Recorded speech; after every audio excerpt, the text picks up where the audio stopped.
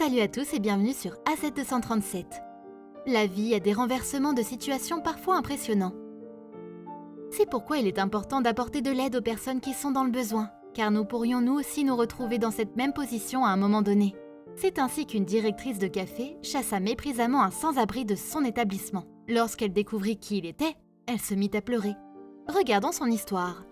Mais avant de commencer, j'aimerais vous rappeler qu'après avoir regardé cette vidéo, vous pouvez faire un tour sur notre chaîne pour découvrir de nombreuses histoires, à la fois incroyables, intéressantes et émouvantes. Et n'oubliez pas de vous abonner à la chaîne et d'activer la cloche de notification si vous êtes nouveau parmi nous. Angelica était une jeune fille de 18 ans qui travaillait dans un café très prestigieux à la périphérie de la ville où elle vivait. À son jeune âge, elle avait déjà la charge de son petit frère José et de son père malade, Monsieur Elias. En journée, elle allait à l'école pour poursuivre ses études. Et le soir, elle mettait son tablier et travaillait au café afin de donner à manger à sa famille. Mais malgré sa situation, elle était la plus souriante de toutes les serveuses. Elle traitait toujours les gens avec gentillesse et affection et se divertissait en jouant avec les enfants qui visitaient l'endroit. Un jour comme un autre, alors qu'elle s'acquittait de ses tâches et prenait les commandes ici et là, la porte du restaurant s'ouvrit et un homme apparut derrière elle. Il avait beaucoup de cheveux gris, une canne cassée et portait des vêtements très sales. Il s'appuya contre la première chaise qu'il vit pour pouvoir tenir debout. Il faisait froid à cause de l'hiver, alors ses mains tremblaient. Et il regardait avec curiosité un couple marié qui dégustait un chocolat chaud accompagné d'un délicieux pain. L'endroit devint silencieux. Les gens se tournèrent immédiatement pour regarder l'entrée et firent des gestes inappropriés à l'endroit du vieil homme, qui n'avait pas pu faire un pas de plus. Embarrassé, il réussit à s'approcher de la première table et dit à voix très basse : « Excusez-moi, messieurs, je ne veux pas vous déranger, mais je n'ai rien pu manger aujourd'hui. Je ne sais pas si vous pourriez m'aider, j'ai très faim. » Il n'eut le temps de finir son explication qu'une femme aux cheveux longs noirs et bien habillée le toucha à l'épaule et lui demanda sèchement de quitter les lieux. Il essaya également d'expliquer à la dame, mais elle le poussa dehors. Il trébucha 3 fois. Mais la dame, furieuse, s'en moquait. Ne pouvant plus supporter le froid qu'il faisait à l'extérieur, le vieil homme tomba et, en essayant de se relever, s'agenouilla à la porte du magasin. Triste et gelé, il regarda par la fenêtre du café combien il y faisait chaud. Mais aussi combien de cœurs glacés cherchaient à se réchauffer avec une tasse de chocolat. À côté de la porte du café se trouvait une ruelle, isolée et sombre. Le pauvre vieillard marcha du mieux qu'il pouvait jusqu'à ce qu'il trouve une poubelle qui était pleine de tous les restes des délicieuses choses que ce café offrait. Il s'approcha et commença à sortir tout ce qu'il voyait en bon état pour pouvoir manger, car il avait trop faim. De l'autre côté du mur de la sombre ruelle, se trouvait la femme qui avait poussé le pauvre vieux quelques minutes plus tôt. C'était précisément elle, la directrice du café. Elle s'excusa auprès de tous les clients et annonça que, pour la gêne occasionnée, ils recevraient tous une tournée de pain et de boissons gratuites.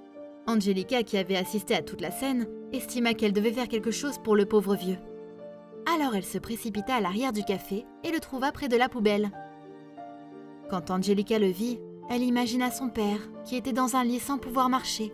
Mais lui au moins était au chaud et ne mourait pas de faim. L'homme devant elle n'avait pas cette chance. Et à en croire son allure débraillée, il était certain qu'il n'avait pas d'enfant pour s'occuper de lui. Elle fouilla ses poches jusqu'à ce que, dans l'une d'entre elles, elle trouva le seul pourboire qu'elle avait eu. Elle n'avait pas reçu de bon pourboire ce jour-là, mais au moins elle avait un endroit où aller et quelque chose à manger. Elle courut voir le vieil homme et le souleva du sol, lui ouvrit la main et lui donna l'argent. Le vieil homme leva les yeux et vit cette jeune femme au visage gentil et doux qui lui souriait. Il la regarda et éclata en sanglots, car il se rendit compte que des gens comme cette jeune femme existaient encore. « Merci », dit le vieil homme. Après avoir dit cela, il la serra dans ses bras et s'en alla dans la rue. Cette nuit-là, Angelica pensa au vieil homme et à leur brève mais émouvante rencontre. Et elle réalisa que, bien qu'elle n'avait pas grand-chose, elle avait quand même pu faire quelque chose de bien. Elle avait l'amour de son père Elias et de son petit frère José, une maison confortable pour se reposer et une assiette de nourriture sur la table à partager avec sa famille. Une semaine plus tard, la routine était la même. L'école, les devoirs de son frère José, la maladie de son père Elias et le travail au café. Angelica s'efforçait de garder la même humeur que d'habitude, entretenait de bonnes relations avec ses collègues et continuait à sourire à chaque personne qui entrait au café.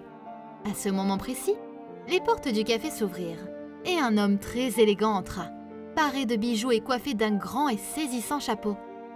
Il portait un pantalon blanc qui allait parfaitement avec sa veste noire. Les gens présents ne cessaient de regarder à quel point il était bien vêtu. Il n'était autre que le propriétaire de la prestigieuse chaîne de café. On le fit asseoir à l'une des meilleures tables, et la gérante du lieu elle-même en exclusivité s'occupa immédiatement de lui, ne sachant que faire pour plaire à l'homme si distingué. Elle fit venir Angelica et donna l'ordre de s'occuper immédiatement du respectable monsieur. Angelica sourit à l'homme et lui remit le menu. Le monsieur, qui avait compris les intentions de la directrice, la reçut chaleureusement et lui sourit en retour comme si de rien n'était. La directrice commença par lui présenter le menu du jour et lui proposa de lui apporter personnellement ce qu'il avait commandé. Ce à quoi le vieil homme répondit « Excusez-moi madame, mais je ne veux pas être servi par une femme aussi superficielle et grossière que vous. » La directrice le regarda, offensée par cette accusation, et lui demanda immédiatement pourquoi il la traitait ainsi. Le vieil homme la regarda dans les yeux et commença à lui expliquer son mauvais comportement. « Il y a quelques jours, j'avais très faim et j'étais désorientée, car j'avais été victime d'une agression très délicate. Alors je suis allée dans un de mes cafés pour demander de l'aide et un endroit chaud où me loger, en attendant qu'un membre de ma famille vienne me chercher, » répondit le vieil homme avant de continuer. « À ce moment-là, j'ai compris que le personnel qui travaille pour moi ne faisait pas les choses correctement, car ce n'est pas une façon de traiter quelqu'un qui a vraiment besoin d'aide. » La directrice se souvint automatiquement de ce jour et de l'impolitesse qu'elle avait eue envers ce vieil homme, et s'excusa en étant très embarrassée. Il répondit « La vérité est que je n'ai aucun problème avec vous. J'accepte même vos excuses. Mais une personne comme vous ne peut pas continuer à être responsable de la gestion de mes prestigieux cafés.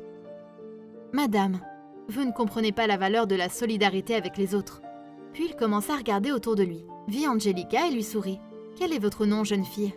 Elle répondit « Je m'appelle Angelica. » Le vieil homme, devant la directrice, déclara « Les gens comme cette fille sont ceux qui méritent d'être employés dans mon café. Donc à partir de ce moment, Angelica, vous serez la nouvelle directrice de ma chaîne de café. Je vous serai éternellement reconnaissant pour la gentillesse dont vous avez fait preuve à mon égard ce soir-là, » déclara le vieil homme. Angelica, qui ne croyait toujours pas ce qui se passait, éclata en sanglots et serra le vieil homme dans ses bras. Reconnaissante de la grande opportunité qu'il lui offrait, pensant que la souffrance de son père Elias prendrait fin grâce au traitement qu'elle pourrait payer à partir de maintenant et aux nombreuses choses qu'elle pourrait acheter pour son frère José avec ce nouveau poste. Cette histoire montre qu'une action que nous posons, qu'elle soit bonne ou mauvaise, n'est jamais perdue. Et quelquefois, la vie peut nous la rendre d'une manière et à un moment totalement inattendu. Alors, agissons en pensant que nous recevrons les fruits de nos actes. Quelle est votre opinion au sujet de cette histoire? Dites-le nous dans les commentaires. Si vous avez aimé cette vidéo, alors cliquez sur le bouton j'aime et partagez-la autour de vous. À très bientôt sur AZ237.